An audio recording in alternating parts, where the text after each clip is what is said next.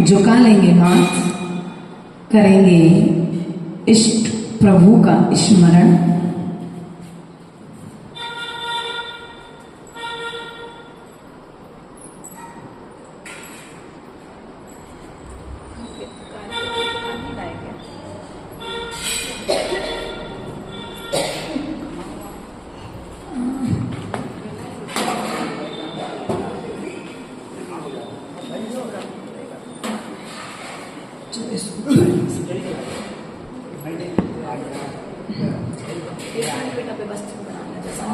उतना ही लेना बस जितना आवश्यक है। खुल गई सबकी किताब? स्टूडेंट तैयार है? चलिए जोड़ लेंगे दोनों हाथ, झुका लेंगे माथ। आप लोग आगे आ जाओ ना राजकुमार जी, बुराई है क्या मनीष से चक्रेश जी से? आ जाओ थोड़े से आगे आ जाओ। अरे रे अरे रे, मेरा अंतिम मरण समाधि तेरी छत्र छाया भगवन मेरे सिर पर हो। मेरा अंतिम मरण समाधि तेरे। बोले अनंत अनंत सिद्ध परमेश्वर भगवान की, देवादिदेव मूल एकादिनाथ भगवान की, देवादिदेव मुनि सुब्रतनाथ भगवान की, शासन नायक महावीर स्वामी की, आचार्य भगवंत कुंद कुंद स्वामी की, आचार्य भगवंत विराग सागर जी, विशुद्ध सागर जी, विभव सागर जी महाराज की, द्वादशांक जिरवाणी माता की।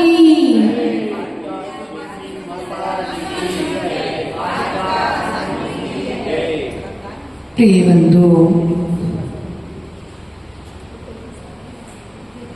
जीव अनादिकाल से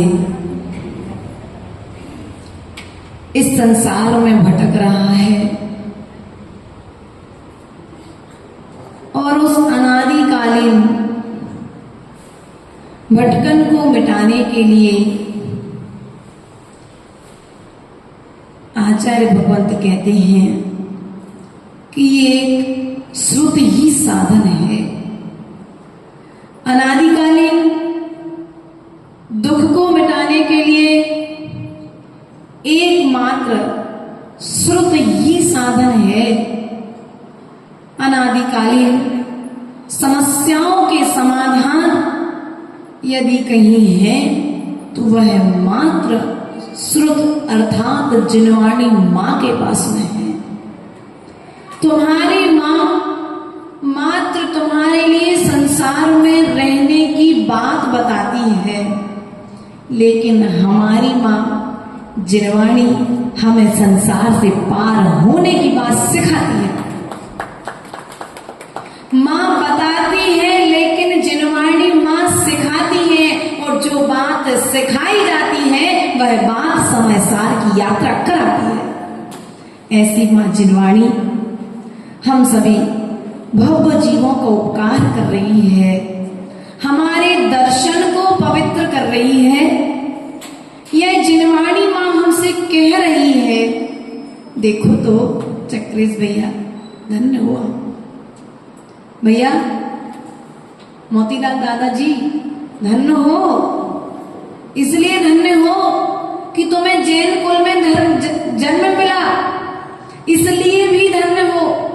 लेकिन सबसे विशेष बात यह है कि मां जिनवाणी ने कह दिया कि तुम्हें देखना क्या है।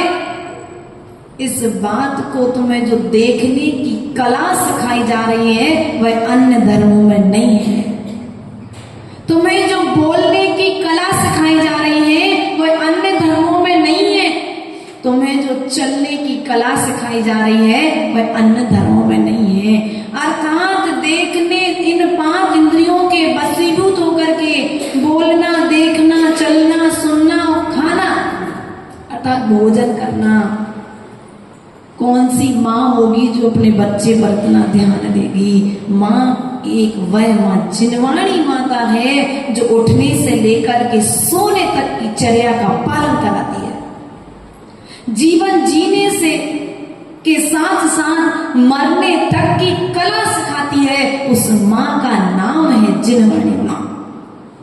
माँ तो अपने बच्चों को वस्त्र पहनाती है, लेकिन माँ जिनवाणी अपने बच्चों के लिए अस्त्र और शस्त्र से दूर रख करके जिनवाणी के शब्दों से श्रृंगारित करती है। प्रिय बंधुओं, माँ जल से नहलाती है, गंगा जल से नहला देती है। आचार्य भगवान कहती है जिनवाणी माँ तुम्हारे लिए तीर्थंकर प्रभु की वाणी से तुम्हारा स्नान कराती है।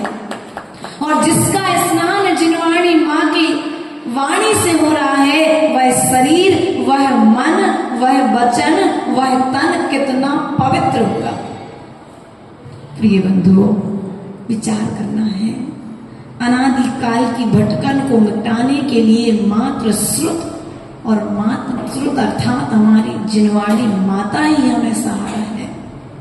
और जैन कुल में आने के पश्चात यदि हम बोलने की कला नहीं सीख पाए, यदि हम सुनने की कला नहीं सीख पाए, यदि हम देखने की कला नहीं सीख पाए, यदि हम चलने की कला नहीं सीख पाए, तो जैन कुल में, जैन धर्म में, जिनवाणी की शरण में, देव शास्त्र गुरु की शरण में आना आपका बेकार हो जाएगा। जो बातें कहीं नहीं मिलती वो बातें जैन कुल में मिलती है, जिनवाणी माँ के पास मिलती है। भैया तुम्हारी माँ में और हमारी माँ में मात्र अंतर इतना ही है कि तुम्हारी माँ तुम्हें संसार की बातें सिखाती है और हमारी माँ हमें सिद्धालय जाने का रास्ता बताती है। तुम्हारी माँ तुम्हारे लिए भोजन कराने में सुखी रहती है, लेकिन हमारी माँ जिनवाणी कहती है बेटा भोजन करके मात्र शरीर स्वस्थ होगा, आत्मा का भोजन ज्ञान है, श्रुत है, अर्थात तुम श्रुत का अध्ययन करो, तुम्हारी आत्मा स्वतः ही स्वस्थ हो जाएगी। कोई औषधि की जरूरत, औषधि की जरूरत किन्हें पड़ती है? जो स्वाध्याय नहीं करते। भैया शरीर को औषधि की जरूरत नहीं है, कच्चे मन वालों को औषधि की जरूरत है। जिनका मन कमजोर है और जिनका मन कमजोर है वे शरीर के आधार से कार्य करना प्रारंभ, बीपी की समस्या साधु को भी होती है और श्रावक को भी होती है, लेकिन साधु को हो जाए तो जिनवाणी को पढ़ के वो अपनी समस्या का समाधान। आज देवनंदी महाराज का अपन ने कुछ दिन पहले दीक्षा दिवस मनाया, जन्म दिवस मनाया, और जब जन्म दिवस मनाया तो उनके विषय में ऐसा सुन रहे थे कि उन्हें बहुत ज्यादा शुगर बढ़ी हुई है, 600, 500, 600, 400 शुगर रहती उनकी। किस चीज से मेंटेन कर रहे हो भैया? कोई एलोपैथिक गोली नहीं चल रही उन्हें, कोई बॉटल इंजेक्शन नहीं लग रहा उन्हें, वे मात्र जिनवाणी की आराधना कर रहे हैं। तो इतनी महान बीमारी होने के बाद में भी स्वस्थ होकर के प्रभावना कर रहे कि नहीं कर रहे? इसलिए तुम साधु को स्वस्थ करना चाहते हो तो उनके पास जाओ और जिनवाणी की बात सुनो और क्या करो? माता जी आप तो समाज को समय नहीं देती। हाँ, हम पूरा समय, शशि तुम्हारी कसम, समीर भैया शशि की कसम, पूरा समय समाज को ही दे रहे, लेकिन श्रुत को छोड़ के नहीं दे रहे, श्रुत के साथ दे रहे। तुम्हें हमारा समय चाहिए, आओ जिनवाणी खोलो, प्रश्न करो और अपना उत्तर लेकर के। लेकिन तुम कहो कि समीर भैया कैसे हैं, हमारे बच्चे कैसे हैं, ये बात सुनाने सुनने के लिए समय किसी को दिया क्या आज तक? बुरा तो नहीं लगा? लग जाए तो क्षमा कर देना। इसलिए उदाहरण लिया है मन ने तो एक कि आज व्यक्ति स्वस्थ नहीं है। स्वस्थ इसलिए नहीं है क्योंकि उसके पास में श्रुत नहीं है, उसके पास में जिनवाणी का स्वाध्याय नहीं है। एंटीबायोटिक चाहिए, जिनवाणी। जिणवयण मूसह मिडम, क्या बात दादाजी? लिख लो, जिणवयण मूसह मिडम, अर्थात जिनेंद्र भगवान की वचन ही औषधि है। क्या है? जिनेंद्र भगवान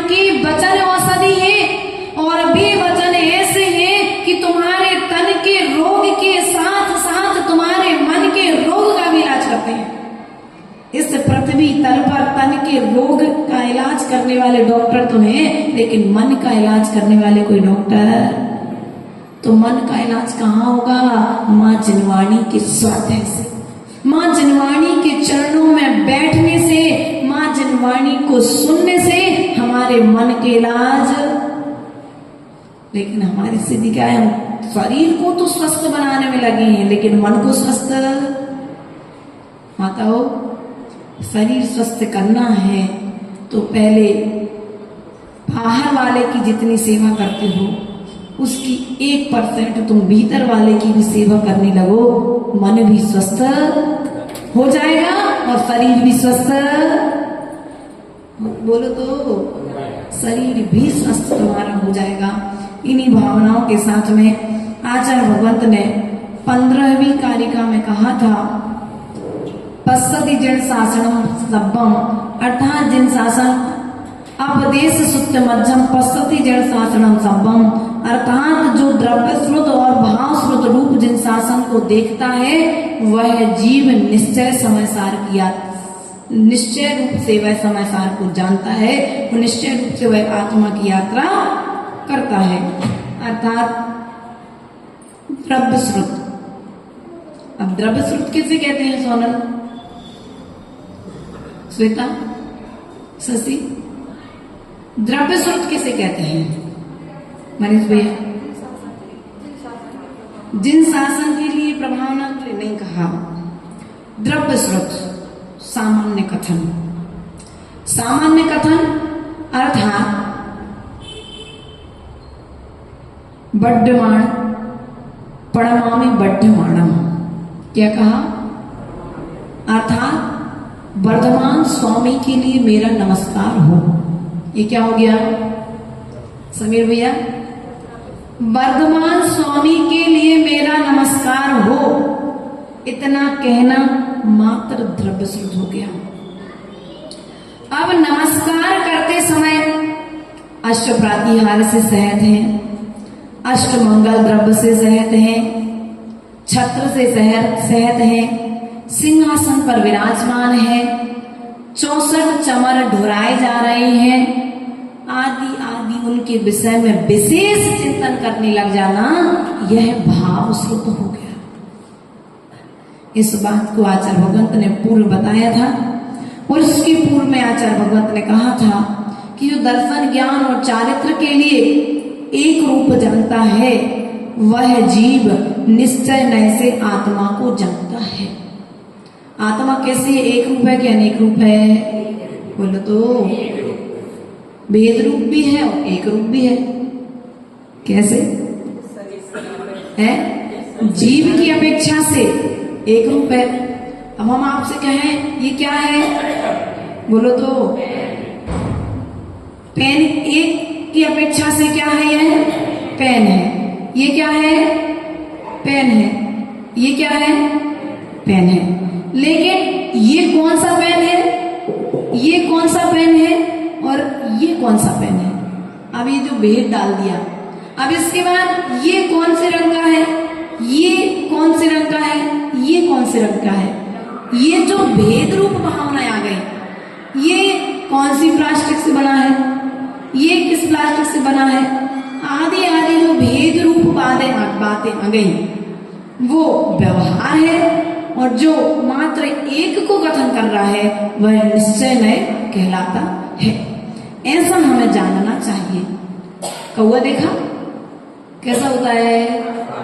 बोलो तो, गोरा तो नहीं होता, लेकिन कौआ काला ही होता है क्या? राजकुमार के बाजू वाले दादाजी का क्या नाम? हीरालाल। वाह, क्या नाम है हीरालाल जी। कौआ काला ही होता है कि गोरा भी होता है? बोलो तो, हो सकता है हीरा की चमक से सफेद हो जाए। क्यों नहीं हो सकता ऐसा? क्यों दादाजी? नहीं हो सकता। लेकिन यदि अभेद दृष्टि से देखेंगे तो कौआ काला ही होता है, लेकिन जब भेद करने जाएंगे तो कौआ थोड़ा सा, अब गर्दन के पास देखो तो उसका स्लेटी कलर होता है, उसके शरीर के भीतरी पार्ट को खोल करके देखो तो कौआ लाल भी होता है, मांस की अपेक्षा से देखो तो कौआ सफेद भी होता है। ठीक है ना। अपेक्षाएं जैसी लगाई जाएंगी, अपेक्षा के अनुरूप भेद का कथन होता है, लेकिन नए की अपेक्षा से, निश्चय नए की अपेक्षा से मात्र अभेद मैं आत्मा हूं, ये सब जो भेद हैं ये कर्म के अनुरूप किए जा रहे हैं। जैसे मैंने बताया था पूर्व में उदाहरण, राम क्या है? पुत्र है, राम पति भी है, राम पिता भी है, राम भाई भी है, राम किसी के जीजाजी भी है, बच्चों की अपेक्षा से राम किसी के चाचा भी है, बहन की अपेक्षा से लिया जाए तो फूफा जी भी है।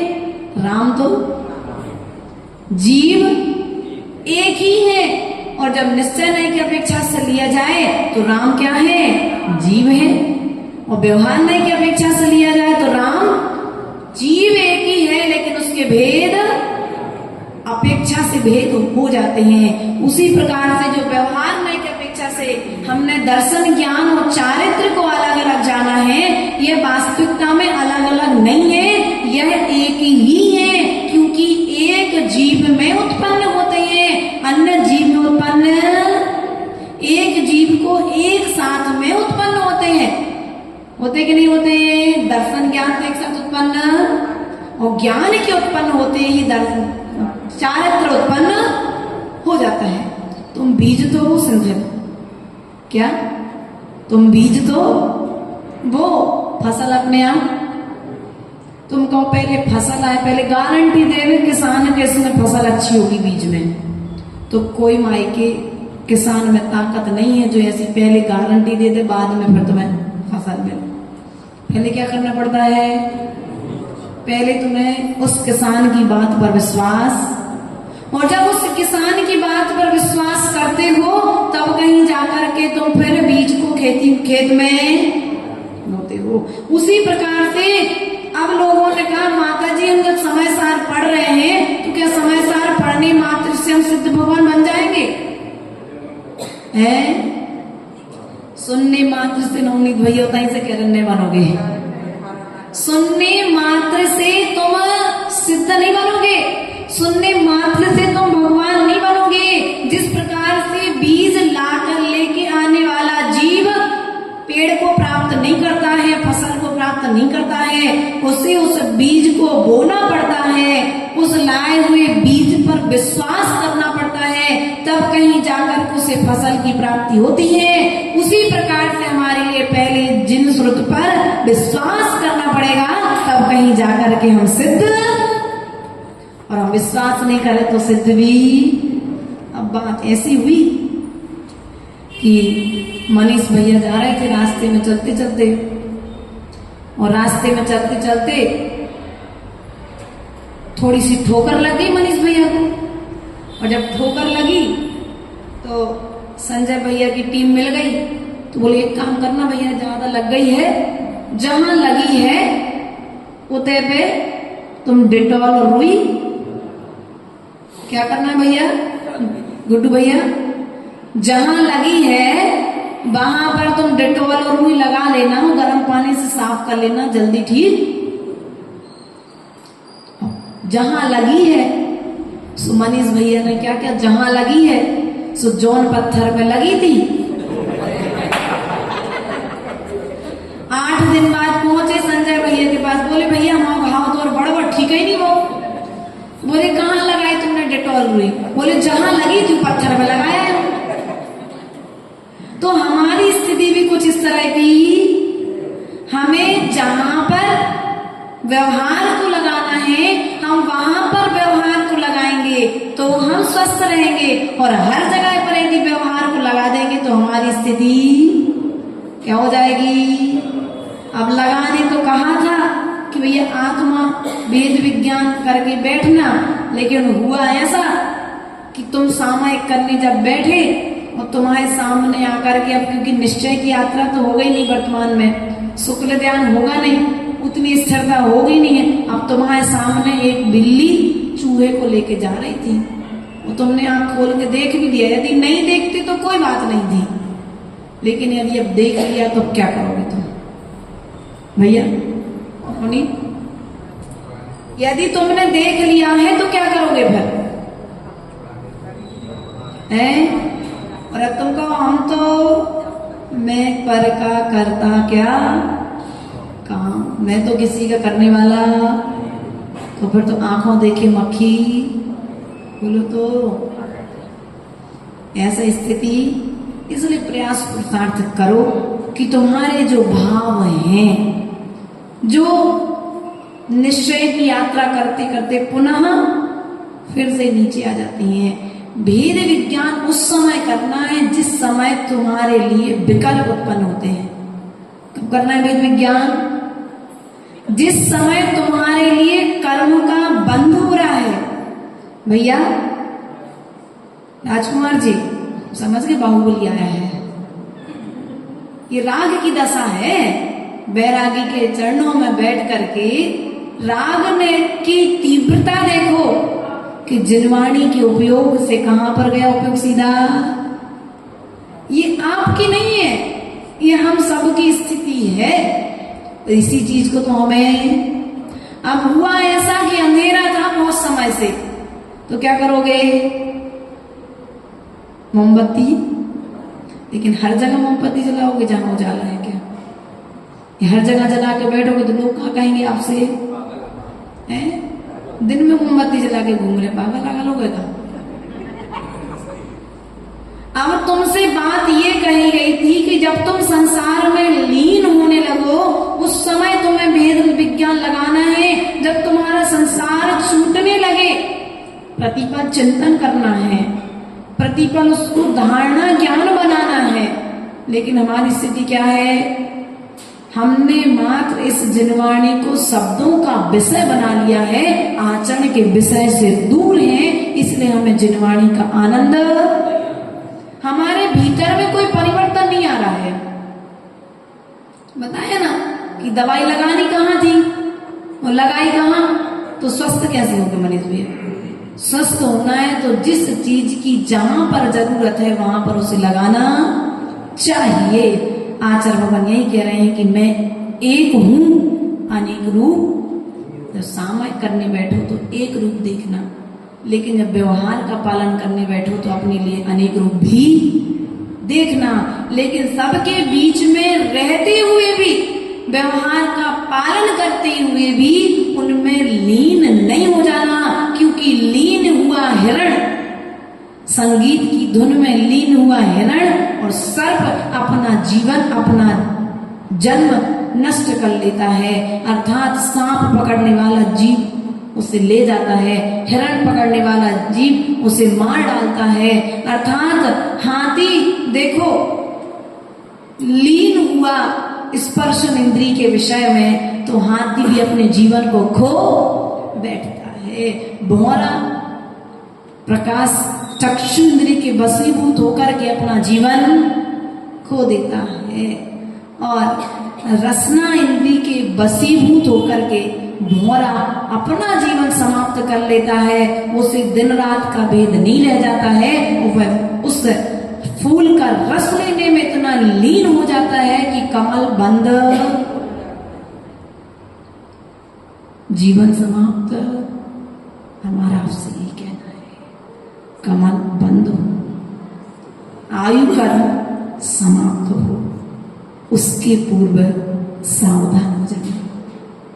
क्योंकि हमारी जिनवाणी मां आज तुम्हें सावधान कर रही है।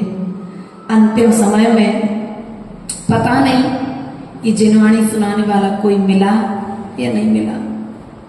उस समय तो यदि रागी होंगे तो कहेंगे पापा अभी संपत्ति के कागज पे साइन नहीं हुआ, सो जबरदस्ती तो हाथ पकड़ के कोई अंगूठा लगवा लेगा, कोई साइन करवा लेगा। संपत्ति पर अधिकार करने वाले तो मिलेंगे, लेकिन हम आपसे कहना चाहेंगे तुम एक बार इस समय सार पर अधिकार, समय सार के अधिकारी हो जाओ, दूसरा तुम पर कभी अधिकार नहीं जमा पाएगा। तुम एक बार इस पर तो अधिकार जमाओ। कुंद कुंद स्वामी तुम्हें सौंप रहे, तुम ले वो बोलो तो भैया नवनीत, आज के लोगों की स्थिति क्या है? हम आपको देना चाह रहे सो आप लोग लेना। भाई स्थिति ऐसी हो जाती है कि बिना मांगे यदि कोई देता है तो उसकी कद्र नहीं होती, उसकी कदर। और आज तुम्हें बिना मांगे बहुत कम पुरुषार्थ करने पर जिनवाणी सुनने और सुनाने वाले मिल रहे हैं, सो आप लोग क्या कर रहे हो? उसकी उतनी विशुद्धि नहीं बढ़ा पा रहे जितनी विशुद्धि कुंद स्वामी ने जब कॉन्डेस ग्वाला की पर्याय में बढ़ाई थी। जैन नहीं था ग्वाला जो था वो जैन नहीं था, लेकिन पूरे जंगल में आग लगी है और एक पेड़ के वृक्ष की कोटर में आग नहीं है। इसका कारण क्या है? उसमें कुछ रखा है। जाकर के देखा तो कुछ जिनवाणी, कुछ पन्ने हैं, कागज सरीके हैं। जिनवाणी ये भी ज्ञान नहीं था, लेकिन ये कोई पवित्र चीज है। इसके रखे होने के कारण क्या है? इस पेड़ में आग। वह उस जिनवाणी को उठा करके लेकर के आता है और अपने घर में एक पवित्र स्थान पर, और जैसे ही कोई पवित्र पुरुष को देखता है, दिगंबर मुद्राधारी मुनिराज को देखता है और उसे अपने विशुद्धि भरे भावों के साथ भेंट। और हमारी स्थिति क्या है? जिनवाणी भेंट करना अर्थात तुम अपने ज्ञान के क्षय को स्वयं बढ़ाए। अरे वो तो रोज ही होत भेंट। अरे तुम जितनी बार भेंट करोगे उतनी बार तुम्हारा ज्ञान बढ़ेगा, तुम्हारा क्षय बढ़ेगा, तुम्हारा ज्ञान अवर्णी कर्म का क्षय तुम करके तो देखो। आज देवनंदी महाराज अपने बीच में नहीं थे, लेकिन फिर भी परोक्ष रूप में जिनवाणी भेंट करवाई। क्यों? ये हमारे केवल ज्ञान का कारण बनेगी। इस अपेक्षा से गुरु चरणों में जब सामने हो तभी भेंट करेंगे, ऐसा नहीं होता है। परोक्ष रूप में भी कुछ क्रियाएं तुम्हारे भाव तो होना चाहिए, लेकिन हमारी स्थिति क्या है कि मोक्ष होता नहीं है, धर्म ध्यान होता नहीं है, सो हमें करने भी पुरुषार्थ ही। और जब पुरुषार्थ नहीं करोगे तो कुल मिलाकर के कार्य की सिद्धि होने वाली नहीं है। यदि तुम्हें अंधेरा हटाना है तो जब जहां पर जरूरत है उतने समय तो मोमबत्ती जला लो, तुम्हारा कार्य सिद्ध। लेकिन हम क्या कर रहे हैं? या तो व्यवहार की मोमबत्ती इतनी तेज जला करके बैठे हैं कि निश्चय की मोमबत्ती का प्रकाश, निश्चय की मोमबत्ती एक छोटे बल्ब की तरह प्रयोग कर रहे हैं, और व्यवहार की लाइट का यूज पूरा हेलोजन की तरह कर रहे हैं। हेलोजन से भी बड़ा यदि कोई साधन आता है तो उसका प्रयोग कर रहे हैं व्यवहार को निभाने में। एक छोटा और एक बड़ा है, इसमें भी कोई बात नहीं, लेकिन ध्यान रखना, भले ही 0 वाट का बल्ब थोड़ा सा प्रकाश देता है, लेकिन जब अंधकार तीव्र होता है तो छोटे से बल्ब का भी प्रकाश बहुत तेज। आज कम है, लेकिन उस कम प्रकाश को भी बनाए रखना, उसको कम मत करना। ऐसा नहीं करना कि कम प्रकाश से हम छोड़ ही दें, उस प्रकाश में बैठना। कई आज तुम्हारे पास बल्ब खूब अच्छी हैं, लाइट की सुविधा अच्छी है। एक समय था जब अब्दुल कलाम जैसे रहे हैं राष्ट्रपति, उन्होंने उस छोटे 0 वाट की लाइट में पढ़ाई करी है और देश का भविष्य बना दिया है। इसलिए उसकी कद्र करना। आज छोटा सुनाने वाला मिल जाए तो जिनवाणी सुनने जाना, और कोई बड़ा साधु तुम्हारे सामने आ जाए तो जिनवाणी सुनने जाना, क्योंकि कोई छोटा बताएगा तो भी जिनवाणी सुनाएगा, और कोई बड़ा बताएगा वो भी जिनवाणी बताएगा, और जब बताएगा तो कल्याण हमारा। और बड़े छोटे में यदि हमने भेद कर लिया तो अपना कल्याण अपने हाथ से, क्योंकि बड़े छोटे में भेद किया अर्थात तुमने जिनवाणी में भी भेद कर दिया। और जिनवाणी तो अभेद रूप है, अवेद का कथन करने वाली है, और हमने भेद रूप में जाना है। सम्यक दर्शन ज्ञान चारित्र के लिए हम भेद रूप जान रहे हैं। उसी प्रकार से हम क्या कर रहे हैं? साधु को भी भेद रूप जान रहे कि नहीं जान रहे? जब साधु को भी तुम भेद रूप जान रहे हो तो तुम्हारे लिए अभेद की यात्रा प्रारंभ कैसे होगी? भैया सुनते, हम आ रहे थे, रास्ते में जितने साधु मिले ना, ऐसा लगता था कि आज पता नहीं कौन से जन्म का पुण्य उदय में आया है कि हमें बड़ों का आशीष मिला है। वरना लोग क्या सोचते, अरे यार नमस्कार करना पड़ेगा, पिच्ची उठानी पड़ेगी, वात्सल्य देना पड़ेगा। जो अभेद की यात्रा है ना, ये वात्सल्य गुण से प्रारंभ होती है, अर्थात सम्यक दर्शन गुण से प्रारंभ होती है। अभी हम लोग पूर्व में जब 2-3-4 साल आचार्य गुरुदेव से बिल्कुल ही हटके अलग रहे, तो कभी किसी साधु महाराज के दर्शन हो जाते थे तो हम माता जी से यही कहते थे, माता जी देखो तो कोई श्रावक आ जाए पूछने, माता जी श्रावकों की स्थिति कुछ गड़बड़ है आज के समय में, तो ये नहीं कहेंगे कि माता जी निर्ग्रंथ मुनिराज आ रहा, पिछी कमंडल धारी मुनिराज आ रहा है। माता जी वो महाराज ऐसे हो, वो इधर आ रहे हैं, क्या आप उनके दर्शन करने जाओगी? क्या बोलता है श्रावक, यहाँ की नहीं कह रहे, तुम्हारा बुराई नहीं मानियो, हम तो दूसरे कामों की चर्चा सुना रहे। बे महाराज ऐसे हैं, उनकी चर्या ऐसी है, क्या आप उनको लेने जाओगी? तो हमारी इसी समय सारने कहो, चाहे हमारे प्रथमानी योग को कहो, हमारी माँ जिनवाणी ने कहा है कि पहले बेटा तुम्हें वात्सल्य रखना है, बाद में उपगुहन और स्थिति करके जिन शासन का पालन करना है। तुम्हें पहले विचार नहीं करना, श्रेणिक चरित्र का आचरण करना है। पहले तुम अपने गुण धर्म को तो पालो। अगर हम अपने गुण धर्म को ही छोड़ देंगे तो दूसरे का पालन तो हम कभी, 2 जगह पर लड़ाई हो रही और हम सोचेंगे हम नहीं जा रहे भैया, अरे तुम जाओ तो हो सकता सुलझ जाए तो सुलझाने का पुरुषार्थ, और हम पहले से अपने आप को हीन मान ले तो कल्याण होने वाला नहीं है। हम इतनी हीन मान्यताओं में लीन हो चुके हैं कि हमें अभिन्न की यात्रा कर ही नहीं पा रहे, अभेद की यात्रा हमें दिख ही नहीं रही, वो रास्ता नहीं दिख रहा जिस रास्ते पर हमें जाना है। माताओं, तुम्हें चश्मे की जरूरत पड़ती है जमीन को देखने के लिए, जिनवाणी को देखना है, और आत्मा को यात्रा यदि करना है, आत्मा के स्वरूप को देखना है तो किसी चश्मे की जरूरत नहीं है, मात्र तुम्हें अपनी दृष्टि को बदलने की जरूरत है। तुम अपनी दृष्टि बदलो। किसको बदलना है? आपको अपनी दृष्टि को बदलना है। आचार्य भगवंत कुंद स्वामी 16 और 17 और 18 नंबर की कारिका में कह रहे हैं, जय नाम को विपुरुषो रायाणम जाने मूड सधरी, तो तम अनुचरति पूर्णो अतिथ्योपयत्तिण, एवं ही जीव रायाम नादपोतः सद्दिह देह दब्बो, अनुचरति दब्बोए पुणो सोचे विदु मुखस कामेण।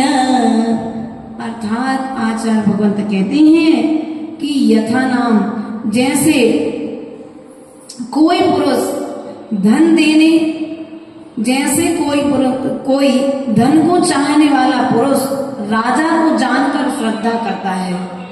क्या श्रद्धा करता है?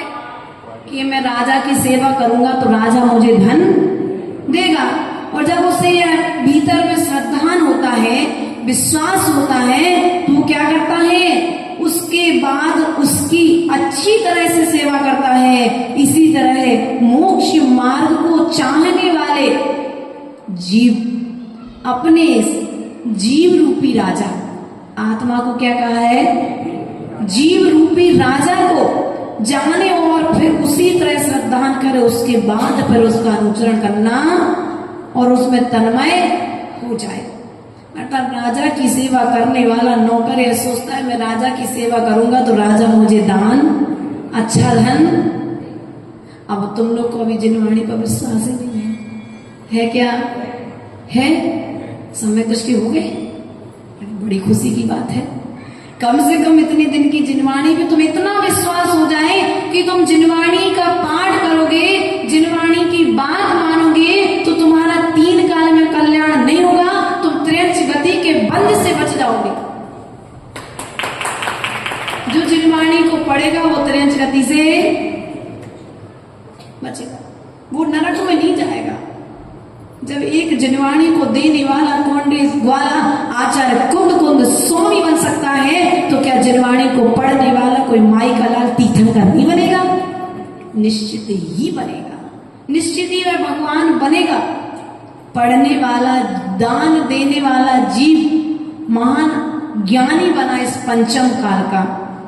तो हम ज्ञानी नहीं बने, केवल ज्ञानी तो हम बन ही सकते हैं, बनेंगे, क्योंकि हमें हमारी करनी पर विश्वास है, हमें दूसरे पर विश्वास। हम अपनी कॉपी में क्या लिख करके आए हैं समीर भैया, ये बात हमको मालूम है। हमने कितने गलत आंसर पर टिक लगाया है, कितने सही आंसर पर टिक लगाया है, वो हमें मालूम है। इसलिए हमें विश्वास है कि हमने 90% सही आंसर पर टिक लगाया है। और आज जब 90 अंक आएंगे, 90% आएंगे, तो एक ना एक दिन ऐसा आएगा कि जो 10% की यात्रा हमारी शेष बची है, वह भी 90% के बल से वह पूर्ण हो जाएगी। लेकिन हमें एक का ही ज्ञान नहीं हो भैया। मेहनत मात्र 1 से 10 तक की गिनती सिखाने में लगती है, लगती कि नहीं लगती माता? मात्र 1 से 10 तक की गिनती सिखाने में मेहनत लगती है। आ से हा तक के वर्ण सिखाने में मेहनत लगती है। ए से जेड तक के अक्षर सिखाने में मेहनत लगती है। और कहीं मेहनत। और जब ये सीख जाओगे तो अपने आप फिर पूरी यात्रा, आ से हा तक यदि तुमको गिनती पढ़ना, अक्षर बोलना, वर्ण बोलना आ रहे हैं, तो आचार्य बन गए थे तो पूरा द्वादश अंग आ रहा है। क्योंकि द्वादश अंग में क्या है साहेब जी? द्वादश अंग में इन आ से हा तक के भीतर के पूरे वर्णों का ही मेल है। और जिनको ये वर्ण आ रहे हैं, ऐसा जीव द्वादशांग का पाठ ही होता है। इन वर्णों की जो विनय करता है, वह द्वादशांग को जानने वाला होता है, अर्थात श्रुत केवली बनता है। प्रिय बंधुओं, तुम्हें अभी विश्वास यदि हो जाए कि मुझे जिनवाणी का आचरण करने से पूरे 45 लाख योजन प्रमाण भूमि तुम्हें मिलेगी। कितने प्रमाण? सिद्धालय कितना है? 45 लाख योजन प्रमाण है। चाहिए? बोलो तो चाहिए। कैसे मिलेगा? तो कुंद स्वामी कह रहे कि जितना विश्वास एक सेवक अपने राजा के प्रति रखता है, उतना विश्वास तुम देव शास्त्र गुरु के प्रति रखो। जाकर के फिर आत्मा की यात्रा प्रारंभ करो, स्व की यात्रा प्रारंभ करो। स्व को भिन्न जानो, आत्मा को अलग जानो, शरीर को अलग जानो। जब तुम भिन्न भिन्न जानोगे तो क्या होगा? बोलो तो तुम्हें वह फीस मिलेगी। स्कूल में तो फीस भरनी पड़ती है, लेकिन यहाँ कोई फीस नहीं भरनी है। यहाँ तो तुम्हें प्राप्त ही होना है। मात्र एक दिक्कत ये है, व्यक्ति ने लाइटली इसलिए ले लिया जैन धर्म को, क्योंकि जैन धर्म आसानी से मिल रहा है। हाँ, ये आसानी से आज ने लग रहा है, ये आज के कर्मों का फल नहीं है, ये तुम्हारे जन्मों जन्मों का फल है। तुम कितना भोग के आए हो पाप का फल, कितने तुम यातनाएं सहन करके आए हो, कितना तुम्हारे लिए कढ़ाई में तला गया है, कितना तुम्हारे शरीर के लिए सेमर तरु आदि के जो वृक्ष थे नरकों में, उनकी वेदना तुम्हें कितनी सहन करनी पड़ी है। आज तुमसे एक बिच्छू के डंक की मार सहन नहीं होती है। जब नरकों में रहे तो एक साथ में हजार हजार बिच्छुओं के डसने की वेदना को तुमने भोगा है। आज यदि उस वेदना का अनुभव भी हो जाए तो शायद जीव संसार को छोड़ने तैयार हो जाए, लेकिन रसगुल्ला मिर्ची खाई और रसगुल्ला मिल गया तो मिर्ची का टेस्ट शांत और चटपटाहट शांत हुई, सो बाकी पर हम भी पानी की जरूरत तब कब तक? जब तक मिर्ची लग रही, और जैसे ही मिर्ची शांत हुई तो पानी घड़ा नहीं, 2 घड़ा नहीं, 10 घड़े भरे रखे ना कोई मतलब। और हमारे साथ में भी यही हुआ कि जब नरकों में थे, असुर कुमार नाम के देव जो हमें लड़ा रहे थे, खून और पीप की नदियों में हमें लहरा रहे थे, दुख दे रहे थे, मार रहे थे, यहां तक तुम्हारे शरीर की स्थिति इतनी खराब कर दी गई, पारे के समान राई के दाने के बराबर तुम्हारे शरीर को काट दी, छिन्न भिन्न कर दिया गया। लेकिन एक व्यवस्था है नारकियों की और देवों की, इनका अकाल मरण नहीं होता, आत्महत्या नहीं कर सकता, इतनी वेदना सहन करने के बाद भी नरक का नारकी। और अपन लोग क्या करते हैं, थोड़ी सी तकलीफ हुई और आत्महत्या। भैया इससे अच्छे तो कोई फांसी पर टंग रहा है, कोई कुएं में कूद रहा है, कोई जहर की पुड़िया ला करके खा रहा है, नाना तरह के उपक्रम क्या कर रहा है जीवन को। आज तुम आत्महत्या कर लो, आत्महत्या का फल है कुगति, कुगति अर्थात नरक गति। अब नरक गति में जाओ सो नार की तुम्हारे शरीर का छेदन वेदन करेंगे, तुम्हारे शरीर को काटेंगे। तुम सोचोगे अब थक गए तो पेड़ के नीचे जाके बैठ जाएं, उसमें नार की विक्रिया से जाकर के पत्ते गिराएंगे, और वे पत्ते इतने पेने हैं कि जैसे तलवार की धार लगने पर जो पीड़ा होती है, उस सेमर तनु के वृक्षों की लगने, पत्तों के लगने पर वैसी पीड़ा होती है। उस समय उस पीड़ा को तुम्हें सहन करना पड़ेगा।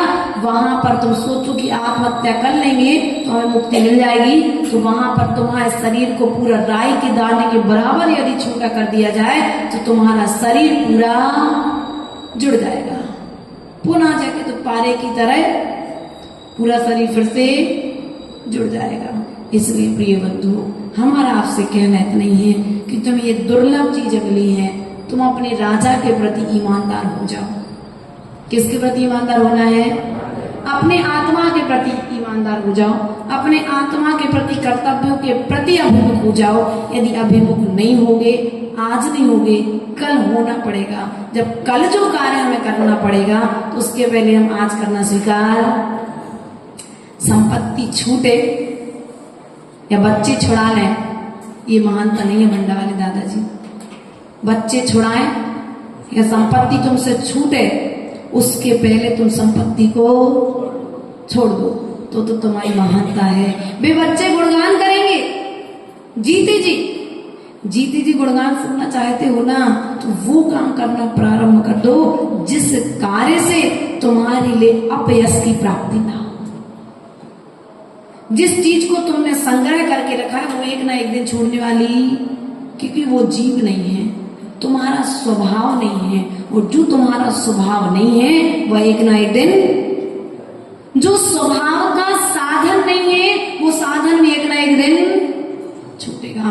और जब छूटना है तो तीर्थंकरों ने क्या किया पहले, और हम क्या कर रहे? अरे एक बहुत बड़ी समस्या है वो ऐसी समस्या है कि बिटिया जी आई, वो बोली माता जी आप ऐसी बात कर रहे, यदि हम कमाएंगे नहीं, दुकान पे जाएंगे नहीं, तो फिर मंदिर में दान कैसे देंगे? क्या कहता व्यक्ति, यदि हम कमाएंगे नहीं, दुकान पे जाएंगे नहीं, व्यापार करेंगे नहीं, तो दान कैसे देंगे? तो आचार्य भगवान कहते हैं तुम्हारी ये जो स्थिति है ना, तुम्हारी स्थिति उस व्यक्ति की तरह है जो पहले पाप को करता है और फिर जाकर के पहले स्वयं कीचड़ में लोटता है और फिर आकर के उस कीचड़ को जल दे। तो समझदारी किस में है कि पहले कीचड़ लगा लो,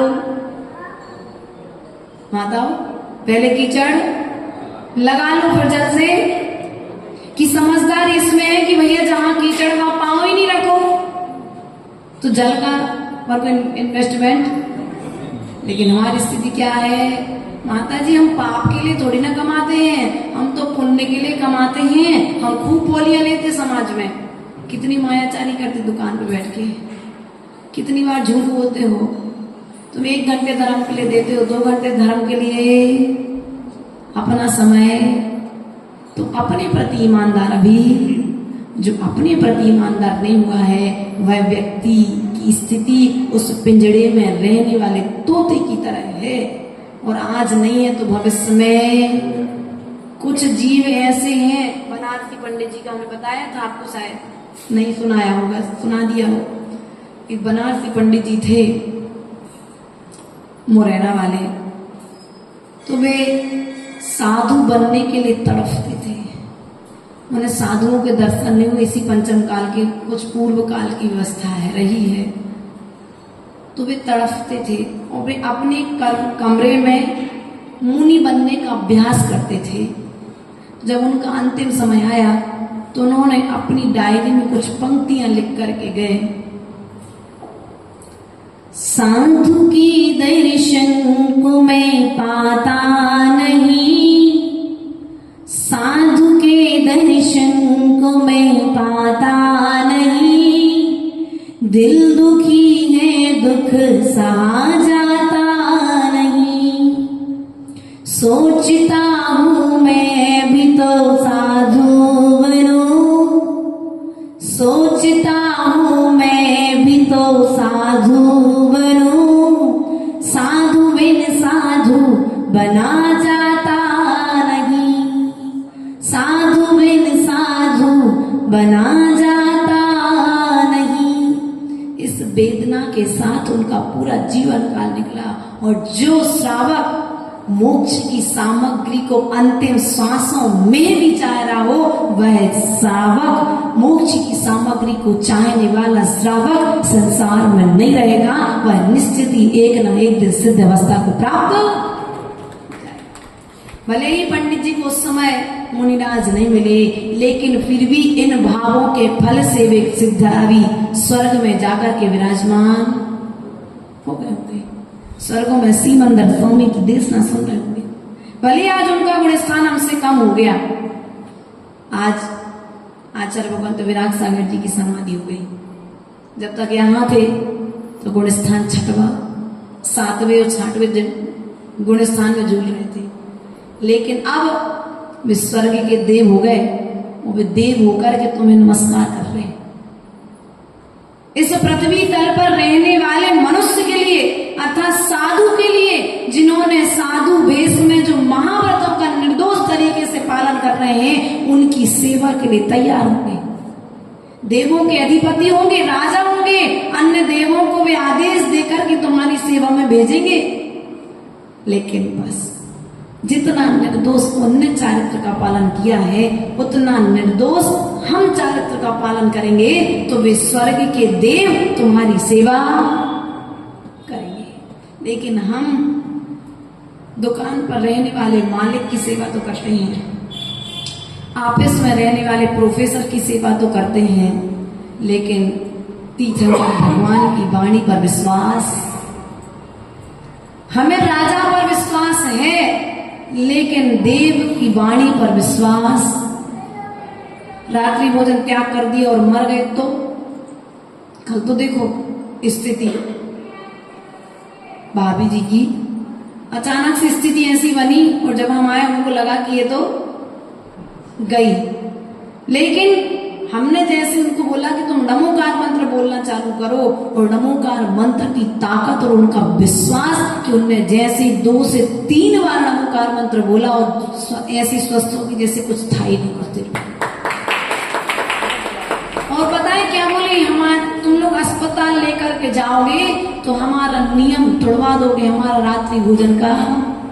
और जिसके जीवन में नियमों के प्रति इतनी श्रद्धा भरी हुई है, वह जीव निश्चित ही भविष्य का भगवान आत्मा है। वर्तमान में भले ही संजय भैया तुम्हारी पत्नी हो, ऐसे अपने नियमों के प्रति जो दृढ़ है कि उस विपरीत परिस्थिति में भी हम अपना नियम, लेकिन हमें विश्वास, रात्रि भोजन का त्याग कर दिया और हम मर गए तो, यदि मरोगे नहीं, जो रात्रि भोजन का त्याग करके अपने जीवन को समाप्त करेगा वह मरेगा नहीं, वह जीव अमरता को प्राप्त होगा। वह साल का जीव, रात्रि भोजन का त्याग करने वाला जीव, शरीर मरा है लेकिन लेकिन आज तक ग्रंथों में आचार्यों ने उसे जिंदा कर दिया, ग्रंथों में उसका नाम लिख करके उसे अमर होना है कि मरना है। यदि अमर होना है तो ऐसे काम करके जाओ, ऐसे काम करके जाओ कि तुम्हारी बात को ग्रंथों में आचार्यों को लिखना पड़े कि नहीं, ये इस व्यक्ति का उदाहरण इस जिनवाणी में देना श्रेष्ठ है। किसी के लिए यदि बनना है तो अच्छे कार्यों के उदाहरण बनो। कौन से कार्यों के लिए? क्योंकि उदाहरण दो ही लोगों के दिए जाते हैं, या तो बुरे के या फिर अच्छे के। अब तुम्हें कौन से उदाहरण बनना है? बोलो तो। कोई ये ना कहे कि तुम तो उनके बच्चों के जैसे काम करने लगे। कोई ये कहे कि बेटा यदि तुम्हें आगे बढ़ना है तो उनके बच्चों को देखो, उनके परिवार को देखो, उस समाज को देखो जिस समाज में व्यक्ति सुबह से उठते हैं और भगवान के अभिषेक के लिए धोती दुपट्टा पहन करके जाते हैं। तुम्हें देख करके श्रद्धा जाग जाए तो तुम्हारा जैन कुल पाना सौभाग्य है, और तुम्हें देख करके यदि किसी की श्रद्धा टूट जाए तो चुल्लू भर पानी में डूब करके मरना श्रेष्ठ है जैनी होने की अपेक्षा। आचार्य भगवंत ने वसुनंदी श्रावकाचार्य में कहा है कि 1000 क्या आया था शशि? 1000 शिखर तोड़ने का जो फल लगता है वही फल एक व्यक्ति के सम्यक दर्शन को तोड़ने का फल है। इसलिए इस मंदिर में आकर के, देव शास्त्र और गुरु के चरणों में आकर के ऐसा कोई काम मत करना कि तुम्हारे निमित्त से किसी का विश्वास उठ जाए। वो ये ना कहने लगे कि मंदिर में ये काम होते हैं, मंदिर कोई ऐसा ना कहने लगे कि साधुओं के पास में भी ऐसा होता है, हम साधु के पास नहीं। काम ऐसा करो, समय सार कठिन नहीं है, समय सार कठिन नहीं है, समय सार में एकांत की बात नहीं है। बस बात इतनी है कि तुमने गलत फहमी कर ली उस पत्थर की तरह कि दवाई कहीं लगाने दी और तुम एकांत में चले गए और तुमने समय सार को एकांत। अपन भी पढ़ रहे भैया, नवनीत भैया, हम भी पढ़ा रहे, और अपने यहाँ पे एक संस्थान है जहाँ पर इस ग्रंथ का स्वाध्याय विशेष रूप से होता है। तो हमने क्या कह दिया? स्वाध्याय मंडल। कौन सा मंडल? और आप लोगों ने तो उसे क्या कह दिया? सोनगढ़। सोनगढ़ एक क्षेत्र है। क्या है? क्यों भैया? कांजी स्वामी का एक क्षेत्र है। सोनगढ़ कोई ग्रंथ का नाम नहीं है, और ये किसी एक व्यक्ति का ग्रंथ नहीं है, ये तो महावीर के समोषण का ग्रंथ है, और महावीर के समोषण से निकली हुई प्रत्येक शब्द वाणी पर प्रत्येक जैनी का अधिकार है, प्रत्येक जीव का अधिकार है। हमने क्या किया? सामने वाले ने पढ़ना सुनाना चालू कर दिया, तो हमने क्या करो? छोड़ दो। इस ग्रंथ का स्वाध्याय तो वो लोग करते हैं, तो हमें स्वाध्याय हमने दूर से ही बोलो तो जहां समय सार चल रहा है वहां से उठना चालू नहीं, ऐसा नहीं करना। हमने गलत काम किया। पिता की संपत्ति पर बाजू के पड़ोसी ने कब्जा कर लिया। वो कब्जा किया क्या? वो आकर के रहने लगा कुछ दिन के लिए। तो हमने क्या किया? अब भैया वो रह रहे हो तो भैया तुम ही रहो, हम तो ऐसा करोगे क्या? सिंथेल है, तुम केस लगा दोगे, दैनिक भास्कर की फोटो खींच के डलवा दोगे, पूरी खानदान की रिपोर्ट, बेचारे को 2-2 पड़ जाएंगी। तुम जब उस जमीन के टुकड़े के लिए सामने वाले की खानदानी रिपोर्ट निकाल सकते हो तो एक बार अपने जीव की रिपोर्ट भी तो निकालो कि तुम कहां भटक रहे हो। तुमने जिनवाणी हमने मूल को छोड़ दिया। लड्डू मीठा कैसा था? हमने इस बात को, लड्डू अच्छा था। क्यों ये नवनीत? लड्डू अच्छा लगा ना, लेकिन अच्छा क्यों लगा? क्योंकि शक्कर थी, और मीठा नहीं होता तो लड्डू लेकिन वो शक्कर कहाँ से आई है, वो मिठास कहाँ से आई है, इस ओर हमें दृष्टि देना। अर्थात जो तुम्हारे जीवन में यदि मिठास आएगी तो समय सार के आचरण से आएगी, निश्चय में की यात्रा से आएगी।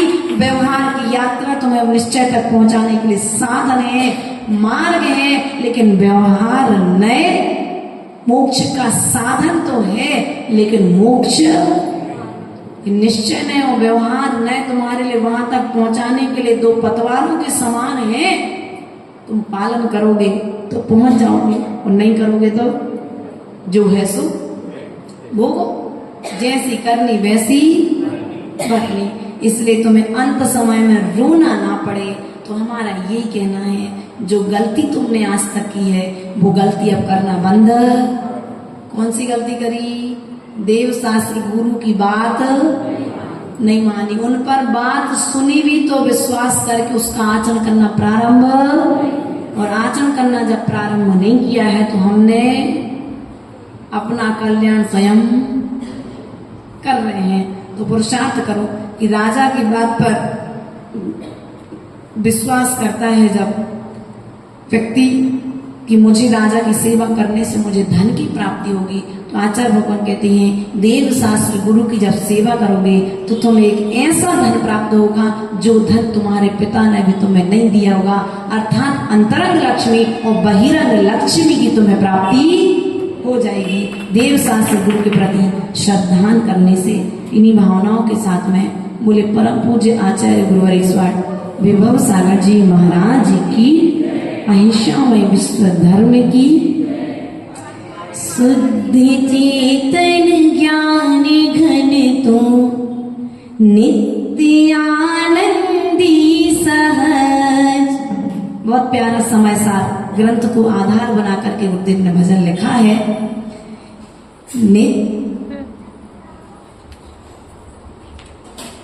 शुद्ध चेतन ज्ञान घन तो नित्य आनंदी सहज, निर्विकारी ज्ञान धारी क्यों छुएगी कर मिरत। पुद्गलों का परिणमन, पुद्गलों का परिणमन जीवत्व की पहचानना। रूप आकर्षण मनोहर यह विनस्वर जानना। आत्मा की भावना कर, आत्मा की भावना कर शुद्ध आत्म तत्व भज। निर्विकारी ज्ञान धारी क्यों छुएगी कर मिरत। हो जरा सी सावधानी, क्या कहा? हो जरा सी सावधानी निर्जरा हो जाएगी। स्वानुभूति तत्व की तुझको जाने आएगी। सिद्ध होगा आत्मा जब, सिद्ध होगा आत्मा जब उड़ चलेगी कर मिरत। निर्विकारी ज्ञान धारी क्यों छुएगी कर मिरत। आत्म आराधन करे तो, आत्म आराधन करे तो तू स्वयं धनवान है। तू स्वयं अपना विधाता, तू स्वयं भगवान है। शांति भावों से चुका दे, बहुत महत्वपूर्ण लाइन है। शांति भावों से चुका दे लिया जो पहले कर। निर्विकारी ज्ञान धारी क्यों छुएगी कर मिरत।